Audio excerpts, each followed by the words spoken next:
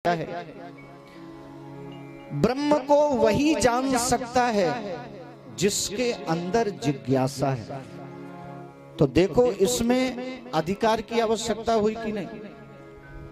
वहां पर शर्त लगा दिया, ब्रह्म को वही जान सकता है जिसके अंदर जिज्ञासा है। तो ज्ञान में अधिकार की आवश्यकता है, वैराग्य में समर्पण की आवश्यकता है, पर तीसरा भगवान को पाने का सहज और सरल साधन है, और वो साधन है भगवान की भक्ति। सवै पुंसां परो धर्मो यतो भक्तिरधोक्षजे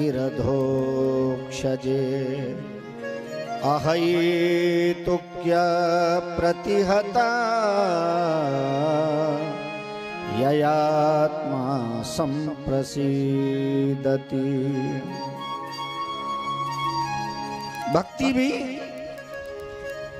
दो प्रकार की होती है, एक सकाम भक्ति और दूसरी निष्काम भक्ति। एक अहैतुकी भक्ति और दूसरी अप्रतिहता भक्ति। आप कहेंगे कि महाराज जी अहैतुकी भक्ति का अभिप्राय क्या है? जिसमें एक भगवान के अतिरिक्त कोई चाह ना हो। तभी तो ब्रजवासी कहते हैं, चाह गई चिंता गई मनुआ बेपरवाह जाको कछु न चाहिए सो ही साहंसा।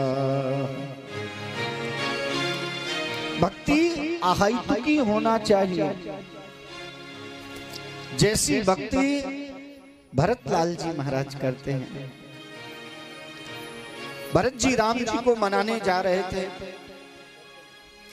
जैसे ही प्रयाग की पावन भूमि में पहुंचे, त्रिवेणी में स्नान किया है, प्रयागराज का वंदन किया है। प्रयागराज ने कहा, भरत तुम्हें क्या चाहिए? भरत जी कहते हैं, अर्थ न धर्म न काम रुचि गति न चाहो निर्वाण जन्म जन्म रति राम पद यह वरदान न आन। ना तो मुझे अर्थ चाहिए, अर्थ न धर्म न काम रुचि गति न चाहो निर्वाण। मैं मोक्ष भी नहीं चाहता। प्रयागराज ने कहा, भरत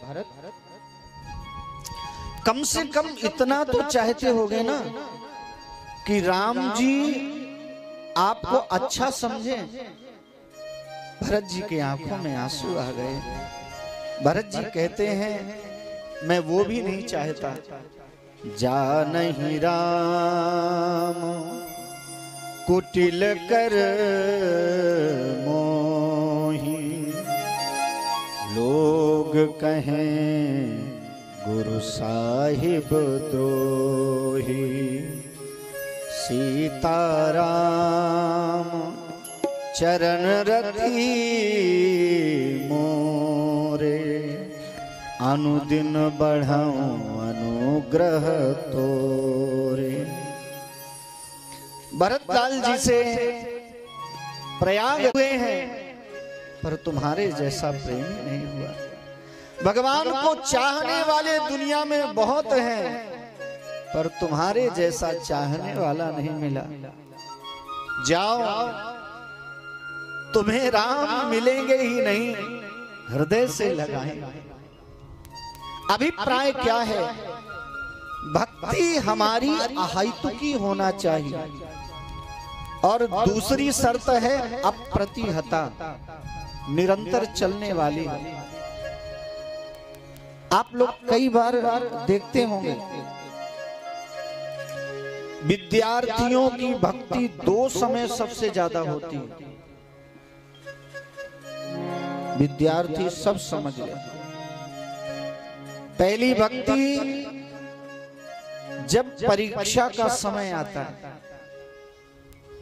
जाएंगे मंदिर में प्रणाम करेंगे, प्रभु ऐसी कृपा करना, रिजल्ट तो बाद में आएगा, बस जो पेपर आना है ना प्रभु, वो पेपर थोड़ा सरल आ जाए। बोलो जय श्री कृष्ण।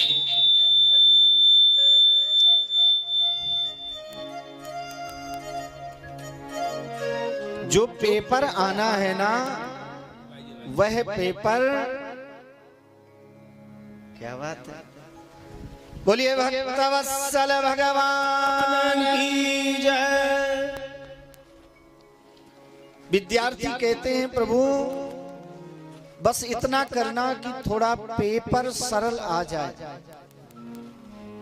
आप देखना उसी विद्यार्थी को सबसे ज्यादा घबराहट होती है जो साल भर तैयारी नहीं करता। बोलो जय श्री कृष्ण। कई लोग कहेंगे पापा अब समय नहीं बचा, पेपर आने वाला है, मैं बहुत परेशान हूं। पापा कहते हैं बेटा काय को परेशान है? अरे आपको क्या मालूम, मेरा पेपर आ गया है। पापा मन ही मन सोचते हैं साल भर क्या करता रहा जो इस समय इतना परेशान है। होता है कि नहीं? तो पहली उसकी भक्ति प्रारंभ होगी जब पेपर आने वाला होता है, और दूसरी सबसे ज्यादा भक्ति मालूम है कब करता है? जब रिजल्ट आना होता है। पर जो मंदिर में नहीं जाने वाले वो भी पहुंच जाते हैं और जाएंगे, हे भोलेनाथ, एक लोटा जल चढ़ा करके लंबी दंडवती लगाएंगे और कहेंगे भोले बाबा ऐसी कृपा करना कि कम से कम ज्यादा नहीं तो 90% रिजल्ट तो आ ही जाए। कहते हैं कि नहीं? भोले बाबा भी भीतर से बैठे बैठे सोच रहे होते हैं कि कैसा भगत है। 90% हमारे पास में आता तो हम भी 90% रिजल्ट देते। आया तो 10% है और चाहता 90% है। अच्छा एक बात आप सब लोग सही सही बताना, क्या भगवान को हिसाब नहीं आता? अरे बोल दो जी, क्या भगवान को हिसाब नहीं आता? हम लोग देखते हैं रोज बांके बिहारी मंदिर में, ये हमारे भाई साहब बैठे हुए हैं, रोज देखें बांके बिहारी में कैसे कैसे भगत आ। कई लोग तो जाएंगे और दूर से ही जय हो ठाकुर जी